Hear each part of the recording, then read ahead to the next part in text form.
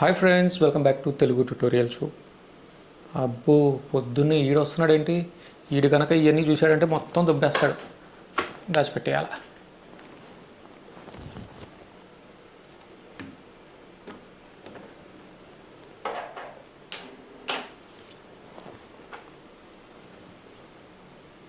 ఎరా, ఏంటి ఇలా వచ్చావు? ఇదిగో బ్రదరు, నాకు మంచి ల్యాప్టాప్ కావాలా? మంచి కాన్ఫిగరేషన్ ఏది ఉందో చెప్పు. ఇదేదో బాగుంది, దీన్ని ఎత్తుకుపోతా. ఒరే అయ్యా, అది వర్క్ చేసుకునే ల్యాప్టాప్ రా, దాని జోలు పోమాక. నీకు మంచి కాన్ఫిగరేషన్ ఉన్న ల్యాప్టాప్ చెప్తాను, దాన్ని తీసుకో. వద్దంటే మరి నాకు మంచి కాన్ఫిగరేషన్ చెప్పు, నేను ల్యాప్టాప్ కొనుక్కుంటా.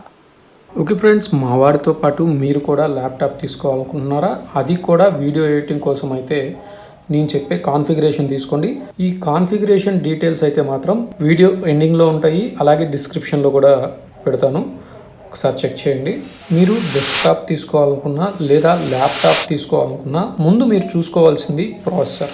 మనకి మెయిన్గా లీడింగ్లో ఉన్న ప్రాసెసర్స్ వచ్చేసి రెండు ఉన్నాయి, అది ఇంటెల్, ఏఎండి. ఈ రెండిట్లో ఏది గొప్పది ఏంటి అనేది ఇప్పుడు మనం తెలుసుకుందాం. ఇప్పుడు మనం ప్రొడక్టివిటీ మరియు కంటెంట్ క్రియేషన్ అంటే ఈ గ్రాఫిక్స్ కావచ్చు లేదా వీడియో ఎడిటింగ్ కావచ్చు, ఇలాంటివి ఏదైనా మీరు చేయాలి అనుకున్నప్పుడు మనకి ఈ ప్రాసెసర్స్ ఇంటెల్ లేదా ఏఎండి, ఈ రెండిట్లో మీరు ఏదైనా తీసుకోవచ్చు. ఇంటెల్ సిపియూస్ అనేది అధిక క్లాక్ స్పీడు అవసరమయ్యే పనుల్లో బాగా పనిచేస్తాయి, కానీ హెవీ మల్టీ థ్రెడ్ పనుల్లో అవి ఏఎండి యొక్క రైజాన్ ప్రాసెసర్ల కంటే వెనుకబడి ఉంటాయి.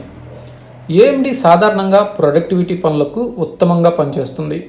ఎక్కువ కోర్ మరియు థ్రెడ్ సంఖ్యల కారణంగా వీడియో ఎడిటింగ్, 3D రెండరింగ్లో మెరుగైన పనితీరును అందిస్తాయి. ఇంటెల్ మరియు ఏఎండి ప్రాసెసర్ల మధ్య ఏది ఉత్తమమో అనేది మీ అవసరాలు, బడ్జెట్, ప్రాధాన్యతలపై ఆధారపడి ఉంటుంది. ఇక్కడ కొన్ని సందర్భాల్లో ఒక్కొక్కటి ఉత్తమంగా పనిచేస్తుంది. ఇంకా గేమింగ్ విషయానికి వస్తే మాత్రం ఇంటెల్ ప్రాసెసర్లు గేమింగ్లో ఓ చిన్నపాటి లీడర్గానే ఉన్నాయి. ఇంటెల్ ప్రాసెసర్లు కొన్ని గేమ్స్లో సింగిల్ థ్రెడ్ పనితీరును అధికంగా ఉపయోగిస్తాయి, అందువల్ల ఇవి కొంచెం మెరుగ్గా పనిచేస్తాయి. వీడియో ఎడిటింగ్ కోసం అయితే ఇంటెల్ కోర్ i5 మరియు i7 బాగా ఉపయోగపడతాయి. అలాగే ఏఎండి రైజాన్ 5000 మరియు 7000 సిరీస్లు చక్కగా ఉపయోగపడతాయి. అలాగే గేమింగ్స్కి కూడా ఏఎండి ప్రాసెసర్లు అద్భుతంగా వర్క్ చేస్తాయి. అలాగే ఇక్కడ ప్రాసెసర్ రేట్లు కూడా డిఫరెంట్గా ఉంటాయి అన్నమాట. మనం అసెంబుల్ చేసుకోవాలి అనుకుంటే మాత్రం ప్రాసెసరు, మదర్ బోర్డు ఇవన్నీ విడిగా తీసుకొని అసెంబుల్ చేసుకుంటాము. సో అప్పుడు కొంచెం తక్కువ పడుతుంది మనకి. ఇంకా నెక్స్ట్ వచ్చేసేసి ర్యామ్ అన్నమాట, ర్యాండమ్ యాక్సెస్ మెమరీ. ఇది వచ్చేసి న్యూ వర్షన్స్ ఏవైతే ఉన్నాయో వాటిని ప్రిఫర్ చేయండి తీసుకోవడానికి. DDR4 కావచ్చు, DDR5 కావచ్చు. అది కూడా 16 GB అబోవ్ ఉంటేనే మనకి గేమింగ్కి కానీ లేదా వీడియో ఎడిటింగ్కి కానీ ఉపయోగపడతాయి అన్నమాట. సో మీరు చూస్ చేసుకునేటప్పుడు DDR4 or 5 ఉండే సిస్టమ్స్ కానీ ల్యాప్టాప్స్ కానీ తీసుకోవడానికి ట్రై చేయండి.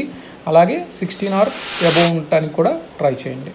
ఇంకా నెక్స్ట్ వచ్చేసి హార్డ్ డిస్క్ అనమాట. ఈ హార్డ్ డిస్క్ అనేది HDD నుంచి SSDకి మారింది. SSD నుంచి ఇప్పుడు NVMe అని వస్తుంది. అది సన్నటి ర్యామ్ ఎలా అయితే ఉంటుందో అలానే ఉంటుందన్నమాట. ర్యామ్ కంటే కూడా ఇంకా చిన్నగా ఉంటుంది. సో ఇది అడ్వాన్స్డ్ అనమాట ఇప్పుడు వచ్చేది. మీ అవసరాన్ని బట్టి మీరు తీసుకోవచ్చు. ఇప్పుడు ప్రస్తుతం ఉన్న లేటెస్ట్ టెక్నాలజీ అయితే NVMeనే. అలాగే వీడియో ఎడిటింగ్కి కానీ గేమింగ్కి కానీ గ్రాఫిక్ కార్డ్స్ అనేది చాలా అవసరం. చిన్న గేమ్స్కి అలాగే సాధారణ వీడియో ఎడిటింగ్స్కి మీరు ప్రత్యేకంగా గ్రాఫిక్ కార్డ్ తీసుకోవాల్సిన అవసరం అయితే లేదు. ఈ రెండు ప్రాసెసర్లో ఇంటిగ్రేటెడ్ గ్రాఫిక్ కార్డ్స్తో పాటే ఇస్తున్నారు. సో మీరు చిన్న గేమ్స్ ఆడుకోవాలన్నా లేదా నార్మల్ వీడియో ఎడిటింగ్స్ చేసుకోవాలన్నా ఈ ప్రాసెసర్తోనే సరిపోతుంది. మీరు ప్రత్యేకంగా గ్రాఫిక్ కార్డ్స్ కొనుక్కోవాల్సిన అవసరం అయితే ఉండదు. అదే పెద్ద గేమ్స్ కానీ లేదా 3D లాంటి యానిమేషన్స్ చేయాలి అనుకున్నప్పుడు మాత్రం తప్పకుండా మీరైతే గ్రాఫిక్ కార్డ్స్ని తీసుకోవాల్సిన అవసరం అయితే ఉంటుంది. ఈ గ్రాఫిక్ కార్డ్ అనేది మీకు 4GB కానీ లేదా 6GB కానీ తీసుకోవచ్చు. 4GB వచ్చేసి ఫర్ సపోజ్ మీరు వీడియో ఎడిటింగ్ అనేది 1080 పిక్సెల్స్తో చేస్తూ ఉంటే కనుక 4GB అనేది సరిపోతుంది. అలాగే 6GBకి 4K కావాలి అని అంటూ ఉంటారు కామన్గా, కానీ మీరు 4GB తీసుకున్నా కూడా 4K వీడియో ఎడిటింగ్ని చేసుకోవచ్చు, అలాగే రెండరింగ్ని పెట్టుకోవచ్చు. బట్ దానికి దీనికి డిఫరెన్స్ ఏంటి అంటే టైమింగ్ అనేది డిఫరెన్స్ వస్తుందన్నమాట. ఫర్ సపోజ్ మీరు 6GB గ్రాఫిక్ కార్డ్తో 4K వీడియోని, ఒక 10 minutes వీడియోని రెండరింగ్ పెడితే అది 2 minutesలో రెండరింగ్ అయిపోయింది అనుకుందాం. అదే 10 minutes వీడియోని, 4K వీడియోని 4GB గ్రాఫిక్ కార్డ్స్లో కనుక మీరు రెండరింగ్ పెడితే ఇంకొక 1 minute ఎక్కువ తీసుకుంటుంది, అంటే 3 minutes తీసుకుంటుంది.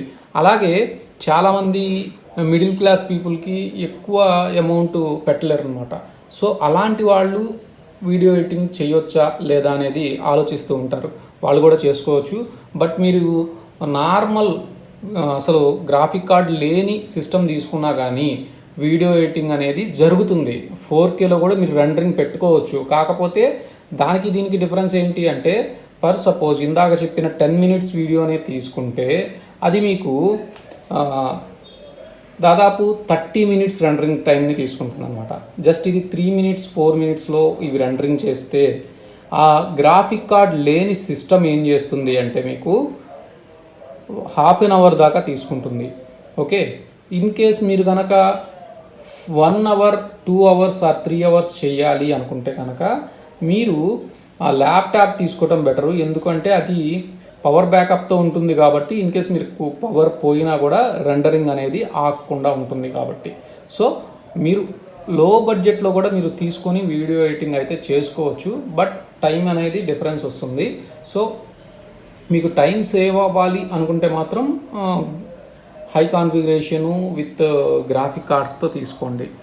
లేదు నేను అంత బడ్జెట్ పెట్టలేను అనుకుంటే మాత్రం నార్మల్ సిస్టమ్ తీసుకొని వర్క్ చేసుకోవచ్చు. సో వాటికి ఏ గ్రాఫిక్ కార్డ్స్ తీసుకుంటే బాగుంటుంది అనేది ఇప్పుడు చూద్దాం. ఇక్కడ మీకు లో బడ్జెట్లో కావాలి అనుకుంటే ఎన్విడియా లేదా AMD ఈ రెండు కూడా లో బడ్జెట్లో గ్రాఫిక్ కార్డ్స్ని అయితే ఇస్తున్నాయి. ఎన్విడియా వచ్చేసి GeForce GTX 1650 అనేది అరౌండ్ 15,000 వరకు అవైలబిలిటీలో ఉంది. అలాగే AMD Radeon RX 6500 XT వచ్చేసి 14,000 నుంచి అవైలబిలిటీలో ఉన్నాయన్నమాట. ఈ గ్రాఫిక్ కార్డ్స్ అనేవి మీకు స్టార్టింగ్లో ఉండేవన్నమాట. మీకు ఎక్కువ గ్రాఫిక్స్ని రన్ చేయాలి అంటే ఇవి సరిపోవు. సో మీరు ఎక్కువ గ్రాఫిక్స్ని రన్ చేయాలి అంటే వీటికంటే ఎక్కువ ప్రైస్లో ఉండేవి కానీ ఎక్కువ స్పీడ్తో వర్క్ చేసేవి తీసుకోవాల్సిన అవసరం అయితే ఉంటుంది. నార్మల్గా మీకు ఇది సరిపోతుంది చిన్న చిన్న వాటికైతే. లేదు మీకు ఇంకా ఎక్కువ కావాలి అనుకుంటే ఇక్కడ చూడండి NVIDIA RTX 3050 Ti అని ఉంది కదా, అదైతే మీకు సరిపోతుంది. పర్టికులర్గా ఈ గ్రాఫిక్ కార్డ్ యొక్క ప్రైసెస్ ఎందుకు చెప్పాను అంటే, ముందు మనం మాట్లాడుకున్న ర్యాము, CPU, తర్వాత హార్డ్ డిస్క్ ఇలాంటివన్నీ కలిపి ఒక రేట్ అయితే, అంటే మిగతా సిస్టమ్ మొత్తం ఒక రేట్ అయితే గ్రాఫిక్ కార్డ్ ఒక్కటే ఈ 3 కలిపి ఎంత రేట్ ఉంటుందో అంత రేట్ ఉంటాయి అనమాట. అందుకని వీటి ప్రైసెస్ అనేది నేను పర్టికులర్గా మెన్షన్ చేశాను. ఎందుకు అంటే మీకు అవసరమైతే తీసుకోవచ్చు, లేదంటే వదిలేయచ్చు. సో దానికోసం మాత్రమే ఈ పర్టికులర్ ప్రైసెస్ అనేది నేను చెప్పడం జరిగింది. అలాగే ఇప్పుడు మీకు 2 సిస్టమ్స్కి సంబంధించిన కాన్ఫిగరేషన్స్ అయితే పెడతాను. లో బడ్జెట్లో ఒకటి, తర్వాత హై బడ్జెట్లో ఒకటి. నేను వాడుతున్న టఫ్ అయితే నాకు చాలా బాగా వర్క్ అవుతుంది. గ్రాఫిక్స్లో కానీ తర్వాత స్పీడ్లో కానీ చాలా బాగా వర్క్ అవుతుంది. ఎందుకంటే నేను అంతకుముందు నార్మల్ ల్యాప్టాప్ వాడున్నాను, గ్రాఫిక్ కార్డ్ లేనిది, లెనోవో. అది నార్మల్గా నేను ఇందాక మీకు చెప్పాను కదా, ఒక 10 minutes రెండరింగ్ పెడితే అది చాలాసేపు తీసుకుంటుంది అనమాట. అంటే దాంట్లో గ్రాఫిక్ కార్డ్ లేదు కాబట్టి. అలాగే ఇప్పుడు గ్రాఫిక్ కార్డ్ ఉన్నది కాబట్టి ఇది జస్ట్ 2 or 3 minutesలో, టోటల్ 20 minutesది కూడా 2 or 3 minutesలో నాకు రెండరింగ్ చేస్తుంది. సో ఇదైతే నాకు చాలా బాగా ఉపయోగపడుతుంది. బట్ ప్రైసెస్ విషయానికి వస్తే మాత్రం దానికి దీనికి డబల్ అయిపోతుంది అనమాట. సో అది ఒకసారి అయితే మీరు ఆలోచించుకోండి. అది 35 లేదా 30,000 ఉంటే ఇది 75 నుంచి దాదాపు 80,000 దాకా ఉంది. ఇప్పుడైతే ఇంకా ప్రైస్ అయితే హైక్ అయినట్టుంది. మీరైతే చూస్ చేసుకోండి. వీటి మధ్యలో ఉండే ల్యాప్టాప్స్ కూడా అవి ఏంటి అంటే NVIDIA 1650 ఇలాంటి గ్రాఫిక్ కార్డ్స్ వస్తాయి అన్నమాట. సో అవి తీసుకున్నా ఒకటే, తీసుకోకపోయినా ఒకటే. మీకు నార్మల్ గ్రాఫిక్ కార్డ్ లేని సిస్టమ్ ఎలా అయితే వర్క్ అవుతుందో దానికంటే ఒక కొంచెం 10% ఎక్కువ వర్క్ అవుతుందేమో. సో దాని బదులు తీసుకోవాలి అనుకుంటే హై కాన్ఫిగరేషన్ ఉన్న సిస్టమ్స్ని తీసుకోండి. లేదు అనుకుంటే నార్మల్ ల్యాప్టాప్స్ కానీ ఇలా నార్మల్ సిస్టమ్స్ కానీ తీసుకొని వాడేసుకోవచ్చు వీడియో ఎడిటింగ్కి కూడా. ఇప్పుడు మనం అసలు విషయానికి వద్దాం. ఈ 2 ప్రాసెసర్లో ఏది గ్రేట్ అనే దానికి. ఇప్పుడు మనం మహాభారతం గురించి తీసుకుంటే మహాభారతంలో అర్జునుడు కర్ణుడు ఇద్దరు వీరులే, కానీ చివరికి గెలిచేది మాత్రం అర్జునుడు. ఇంటెల్ ఏఎండి, ఇంటెల్ కన్నా గ్రాఫిక్స్ విషయంలో ఏఎండినే బాగానే పనిచేస్తుంది, కానీ లాంగ్ రన్లో వచ్చేటప్పటికి మాత్రం ఏఎండి లిటిల్ బిట్ స్లో అవుతుంది ప్రాసెసరు. సో మీరు చూస్ చేసుకునేటప్పుడు మాత్రం చూసి మీ బడ్జెట్కి తగ్గట్టు చూస్ చేసుకోండి, ఇంటెలా లేదా ఏఎండినా. ఏఎండి అనేది ఇంటెల్ కన్నా చాలా తక్కువకి వస్తుంది. ఫర్ సపోజ్ మీరు Intel processor i7 11th generation తీసుకుందాం అనుకుంటే అది వచ్చేసేసి 76,000 ఉంటే ఇది ఏఎండి వచ్చేసేటప్పటికి 56 నుంచి 60,000 లోపల వస్తుంది అనమాట. అంటే దాదాపు 20,000 డిఫరెన్స్ అనేది మీకు వస్తుంది. అలాగే స్పీడ్గా కానీ వర్క్ అవుతుంది, కానీ లాంగ్ రన్ వచ్చేటప్పటికి మాత్రం ఏఎండి అనేది లిటిల్ బిట్ స్లో అవుతుంది ప్రాసెసరు. సో దయచేసి మీరు కొనుక్కునేటప్పుడు జాగ్రత్తగా చూసుకొని కొనుక్కోండి. ఇక డిస్ప్లే విషయానికి వస్తే ఓఎల్ఈడి ఉండే డిస్ప్లేస్ని తీసుకోండి. అలాగే రీఫ్రెష్ రేటు కూడా 120 Hz కన్నా ఎక్కువ ఉండే వాటిని తీసుకోండి. మీరు గేమింగ్ ఆడినా లేదా వీడియో ఎడిటింగ్ చేసినా కూడా ల్యాగ్ లేకుండా ఉంటుంది. ఈ వీడియో అయితే కొంచెం లెందీగానే ఉంది, అంటే జస్ట్ కామన్గా 1 or 2 minutesలో చెప్పేయచ్చు. బట్ అసలు ప్రాసెసర్ గురించి కానీ లేదా ర్యామ్ గురించి కానీ లేదా హార్డ్ డిస్క్ గురించి కానీ మీకు పూర్తిగా వివరించిన తర్వాత ఏది ఎలా వర్క్ అవుతుంది ఏంటి అనేది తెలిస్తే మీరు తీసుకునేటప్పుడు కొంచెం జాగ్రత్త పడతారు. అందుకని చెప్పి మాత్రమే ఇంత లాంగ్ వీడియో కొంచెం అంటే ఒక 10 minutes వీడియో చేయడం జరిగింది. మీకు వీడియో అయితే నేను నచ్చిందని అనుకుంటున్నాను. వీడియో కనుక నచ్చితే తప్పకుండా లైక్ చేయండి, షేర్ చేయండి, కామెంట్ చేయండి, అలాగే సబ్స్క్రైబ్ కూడా చేసుకోండి.